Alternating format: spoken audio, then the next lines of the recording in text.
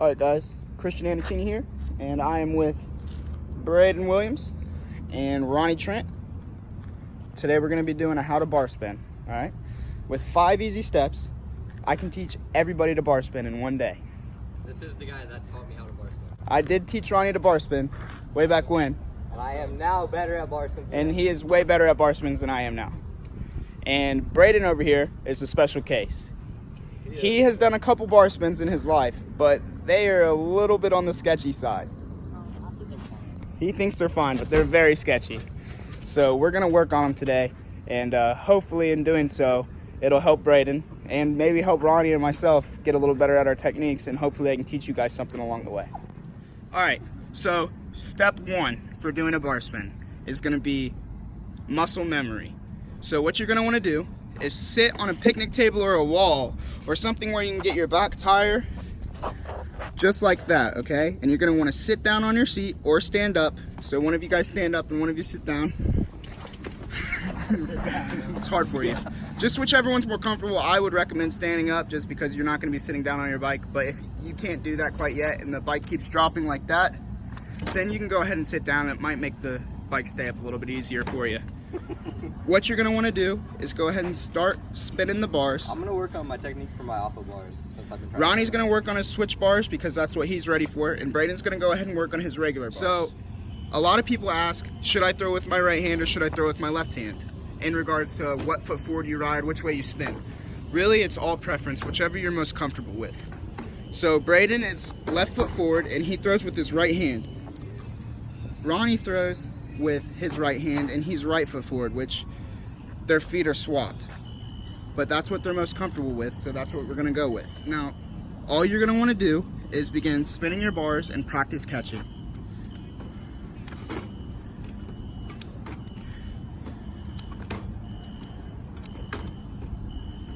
You can see how Ronnie's bar spin is a little bit more delayed because he's trying to do switch bars. But this will work for teaching yourself switch bars or regular. It's just getting the muscle memory down. You can see Braden's is down pretty good. He's throwing and catching consistently. He just needs to get his catching hand a little bit more dialed. If he slows it down. If he slows it down. See, Ronnie's problem is he can't get his catch hand up fast enough. So you can also bust it. We'll get to that in 1 minute. So you can see now Ronnie's having problems with his switch bars where he can't get his left hand there fast enough, or his right hand there fast enough to catch. A lot of people have the same problem with switch bars just because maybe their reflexes aren't as fast with their less dominant hand. Let's see what the problem is with Ronnie's bar. See how he can't get his left arm up there to catch the bar? That's what he needs to work on. This is the part that's going to help with getting his hand there, because that's the scary part about a bar spin, is getting your hands back to the bars. That's why people are scared to let go.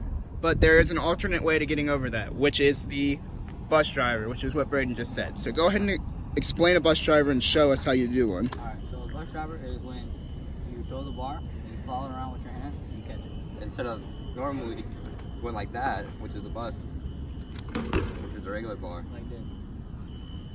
That's a regular bar spin. Now do a bus. It's following through, which that's an alternate option, which would probably make it a little bit easier in your head and a little less intimidating. And that's how I do all of my bar spins. And that's how Ronnie does a lot of his bar spins. All right, so after you get that down pretty good, you're gonna wanna go ahead and move on to step 2, which is gonna be how to pinch the frame, which possibly using your calves or pinching your crank arms with your feet. So we're gonna go ahead and explain how to pinch. The easiest way to explain it is just you drop your heel on whatever foot is forward. See how his heel there is dropped below his crank arm and pinching up against his crank and his pedal. And then over here, he has his toes dropped on his back foot. That's how you pinch your cranks. And then a lot of people, what they'll do pinch their seat. is they will pinch their seat. Ronnie always claims that he never does this, but I just watched him do a hot bar and he does it. So he has the technique down. He just never learned that step. So he just naturally adapted to it. So go ahead and do a hot bar real quick, and I'm gonna see if I can try and get the pinch. Okay. So his right leg went in towards, see, it did it again. See how his right leg bowed in towards his seat? A lot of people would pinch their seat. He rides his seat low. But a lot of people pinch, which, Braden, do you pinch? No, I pinch really bad. But all you're gonna do is you're gonna wanna bend your legs in and try and get your calves or somewhere around your knee area to grab a hold of that seat, or just bend in towards it, and it's gonna help a little bit. It's gonna stabilize the bike in the air, and it's also gonna give you a little more confidence in letting go, because you're gonna be, you're gonna have another point of contact along the bike somewhere. All right, step 3 is gonna be what? Slider or pull-up bars? All right. So step 3 is going to be slider and pull-up bars, all right? Which Ronnie can demonstrate how to do a slider or pull-up bar right now. Just like, okay, that was sketchy, but let me see. All right, get another one real quick.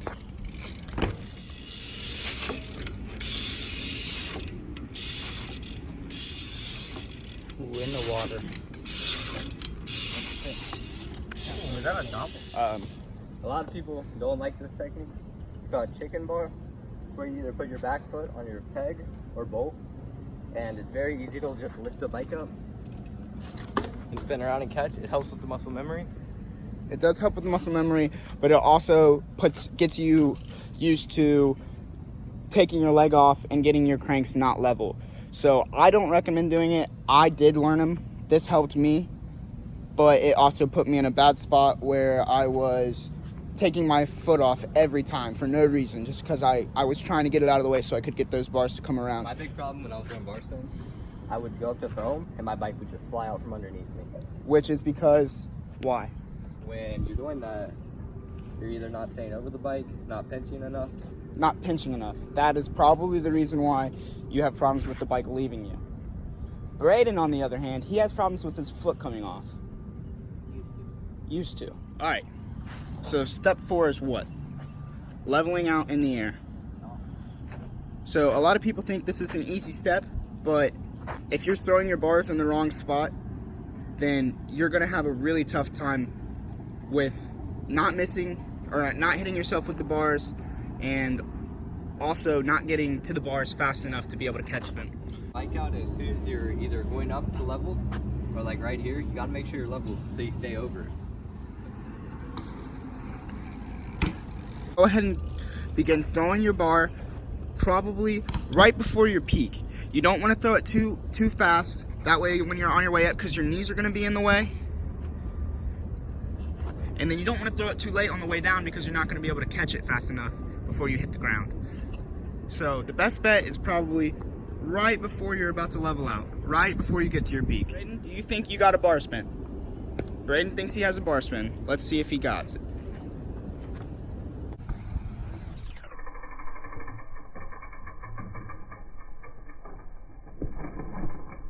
So Braden's problem right now is he's not leveling out.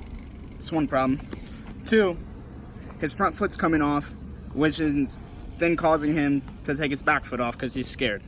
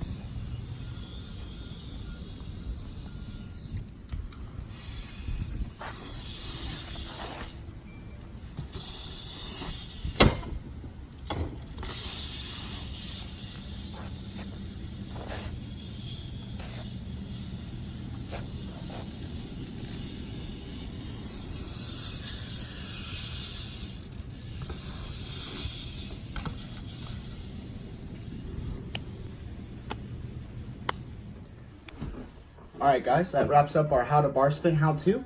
I hope it helped. If it did, comment down below and like the video, or tag me on Instagram. And the video seemed a little bit long, just also comment down below and let me know, and I'll try and make the next how-to a little bit shorter. I know 10 minutes is pretty long, but bar spins are a tough trick and there's a lot to explain. So if it helped, just let me know. Thanks guys.